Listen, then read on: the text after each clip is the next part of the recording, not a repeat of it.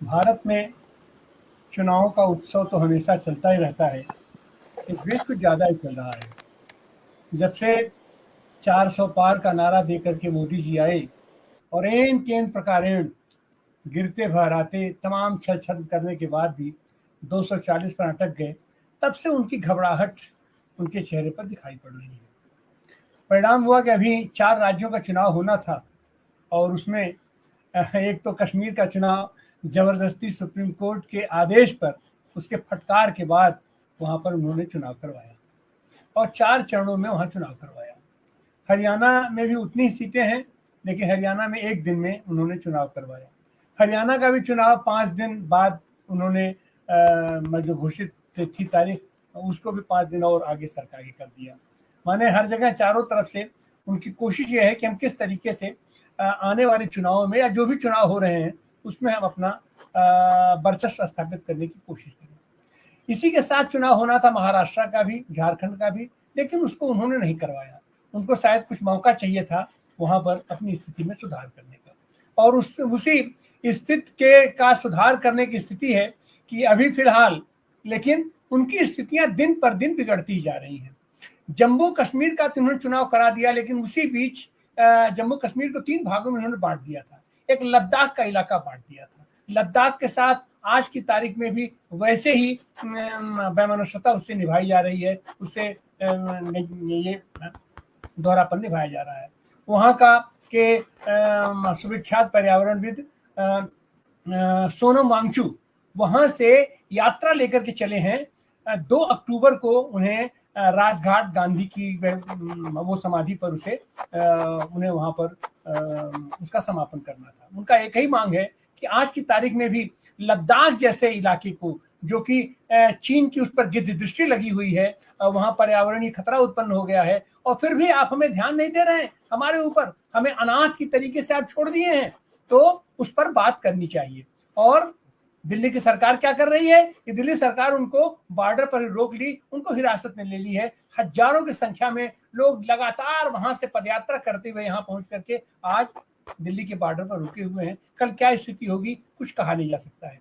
उसी तरह से महाराष्ट्र में भी इनकी हालत खराब है, या जो भी हो, अब वहां पर इनके सामने एक ही उदाहरण बचा हुआ, क्या करें कैसे करें। तो अब तो उनका मंदिर हो गया, सब हो गया। तो कल उन्होंने गाय को राज्य माता घोषित कर दिया, और एक उनके नेता हैं, उनका एक कहना है कि किसी भी आयोजन में प्रवेश से पहले सबको गोमूत्र पिलाना चाहिए, गोमूत्र पी करके पहले वो शुद्ध हो, तब जाकर के गरबा के अंदर या जो भी उत्सव होता है उसके अंदर आप प्रवेश करें। ये सब चीजें क्या है? ये सब चीजें कहीं ना कहीं से इनकी घबराहट है, इनकी घबराहट शो करती है, या इसके माध्यम से उन्हें कोई संभावना आज की तारीख में भी दिखाई पड़ रही है आने वाले चुनाव में। वही स्थिति झारखंड था। झारखंड के मुख्यमंत्री को इन्होंने गिरफ्तार कर लिया, गिरफ्तार करके जेल में भेज दिया। इनको था कि उसकी पार्टी को हम तोड़ देंगे, और उन्होंने तोड़ने की कोशिश भी की। हेमंत सोरेन जिसको मुख्यमंत्री बना करके गए थे, उस समय तो पार्टी को नहीं तोड़ पाए, लेकिन आज की तारीख में असम के मुख्यमंत्री को वहां लगा दिया गया है, हेमंत बिश्व शर्मा को, और उन्होंने ये चंपई सोरेन को तोड़ करके अपने अपने पाले में लाने की कोशिश कर रहे हैं। ये तमाम छल छल चल रहा है। यही स्थिति दिल्ली में भी है। दिल्ली के भी मुख्यमंत्री को उन्होंने जेल में डाल दिया, और फिर ये हुआ कि अब तो ये कोर्ट ने उनको जमानत भी दिया इनको फटकार के साथ, लेकिन उसके बाद ये हुआ कि वो ये कोई फाइल नहीं देखेंगे, ऑफिस में नहीं देखेंगे, तो वहां पर शांतिपूर्ण तरीके से दूसरा मुख्यमंत्री दे दिया गया। तुम डाल डाल हम पात पात, विपक्ष भी और खास करके इंडिया गठबंधन, एनडीए के खिलाफ इंडिया गठबंधन दिन पर दिन मजबूत होता जा रहा है। तो क्या ये जो महाराष्ट्र में जो ये गाय को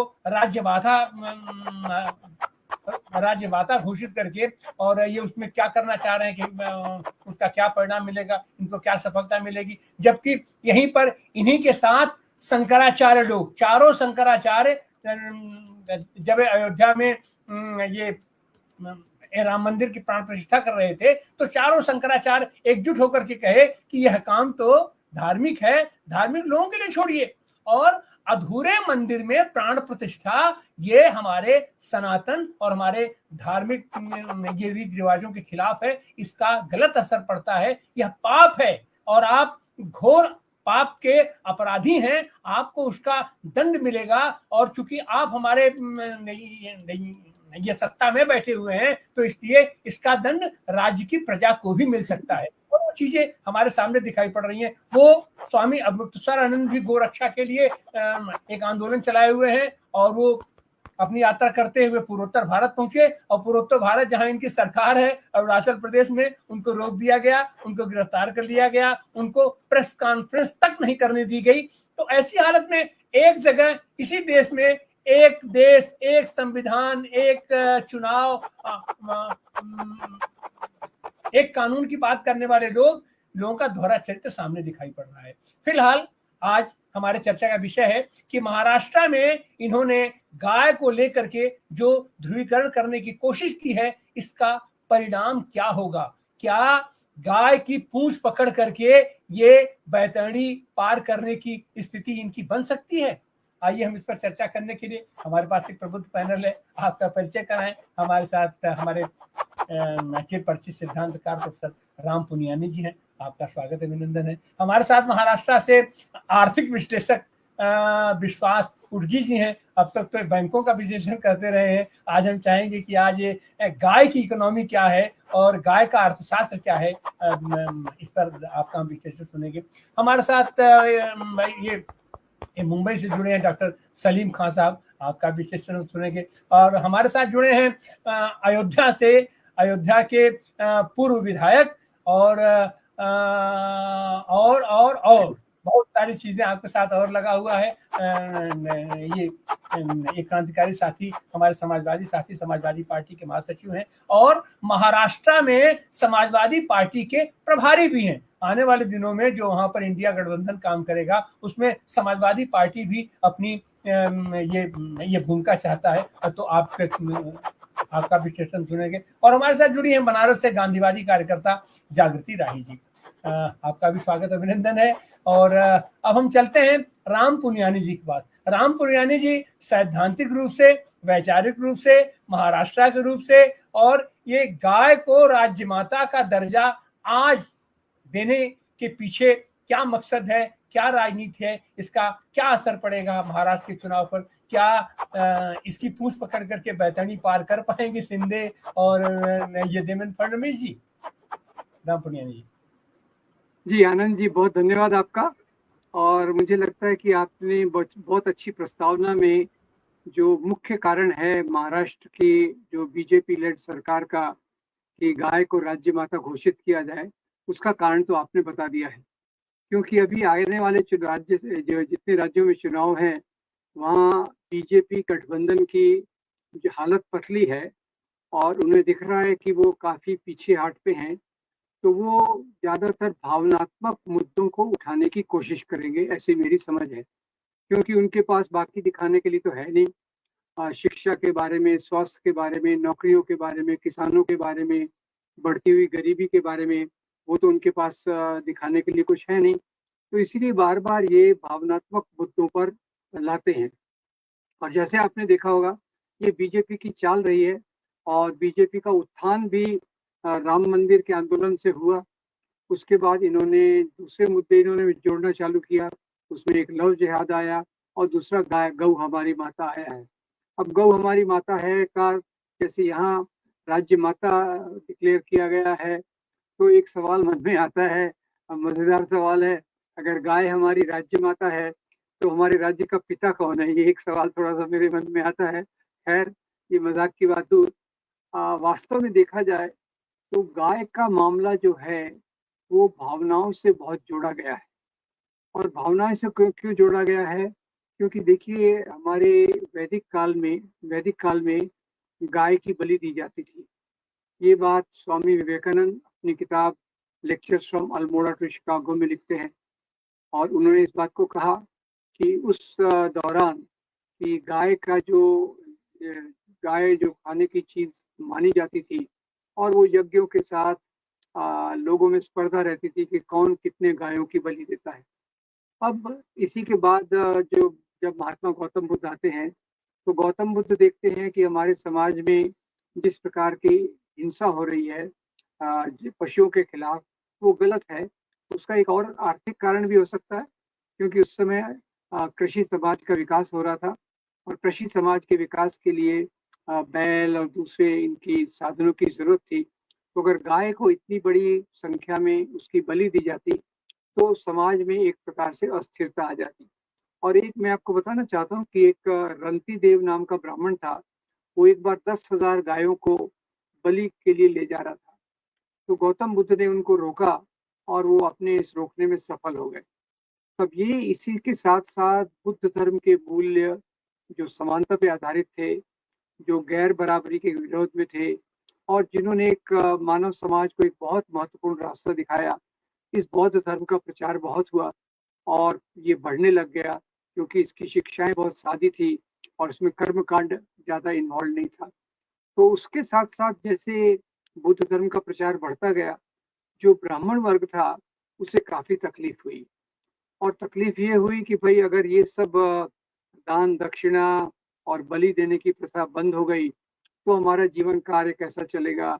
और दूसरा, तो फिर इसके बाद एक जैसे डॉक्टर अम्बेडकर लिखते हैं कि गौतम बुद्ध का आना एक क्रांति था, जिसने यहाँ की वर्ण व्यवस्था को, जाति व्यवस्था को एक चुनौती दी और एक बराबरी के समाज को बनाने के लिए आगे रास्ता उसके लिए बात की। अब ये इसी के साथ साथ जब सम्राट अशोक आए, उन्होंने बौद्ध धर्म को एक राजा के रूप में स्वीकार किया और अपने बहुत सारे प्रचारकों को विदेशों में भी भेजा बौद्ध धर्म का प्रचार करने के लिए। और यहाँ मैं इंसिडेंटली बता दूं कि सम्राट अशोक दुनिया के एकमात्र राजा हैं जिन्होंने अपने धर्म का प्रचार प्रसार किया। खैर, अब ये एक बात हो गई। तो इसके बाद क्या होता है कि जब बुद्ध धर्म का दबदबा यानी विस्तार देश में हो जाता है तो एक प्रतिक्रिया होती है, प्रतिक्रांति होती है। डॉक्टर अम्बेडकर इसको प्रतिक्रांति कहते हैं। और वो प्रतिक्रांति जो थी वो ब्राह्मणवाद द्वारा थी, जो बराबरी के मूल्यों को खत्म करके बाद में नई अपने मूल्यों को लाना चाहता था। और इसी के साथ साथ उसको एक प्रतीक की जरूरत हुई। शुरू में इन लोगों का विरोध होता था क्योंकि गाय की बलि वगैरह देते थे। तब उन्होंने एक बहुत चालाकी से गाय को अपने प्रतीक के रूप में ले लिया, गाय को एक माता के रूप में प्रस्तुत करने लग गए।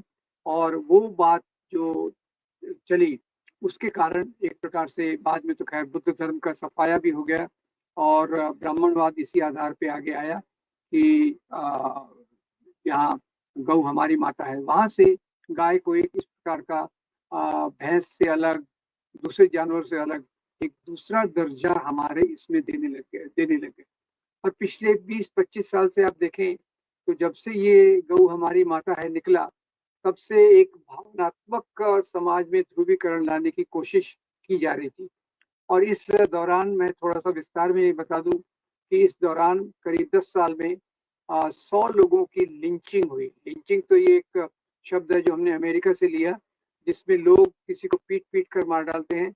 और ये लिंचिंग में 90 मुसलमान और 10 दलितों की हत्या हुई। अब इसमें कोई लड़का स्कूल में टिफिन ले जा रहा है, उसको ये शंका पे कि इसमें बीफ है, उसको हेडमास्टर साहब स्टोर रूम में बंद कर देते हैं और कहते हैं मैं इन लोगों को नहीं पढ़ाऊंगा। कोई लड़का एक अपनी ईद मनाने जा रहा है, ट्रेन में है, ट्रेन में उसकी हत्या की दी जाती है। अखलाक का केस, रकबर खान का केस, ऐसे कितने कितने केसेस हैं जिसमें हमें शर्मसार होना चाहिए कि हमारे जैसे सभ्य देश में इस प्रकार की घटनाएं गाय के नाम पर सस्पिशन पे हो रही है। और अब जब गाय को पवित्र कहा गया तो मुझे बड़ी हंसी आती है कि मेरा भी थोड़ा विज्ञान का बैकग्राउंड है। तो गुजरात में एक साइंटिस्ट महोदय ने सिद्ध करने की कोशिश की कि गाय के मूत्र में सोना होता है। चलिए, सोना वैसे तो हमारे पास काफी गरीबी है, तो सोने का इतना बड़ा स्रोत उन्होंने बताया रिसर्च करके, जो पूरा पूरा झूठ था। और ये फिर गौमूत्र, गोबर, इसके आधार पे गाय का जो उसके बारे में जो भावनाएं हैं उसको पूरे देश में बहुत तेज किया गया।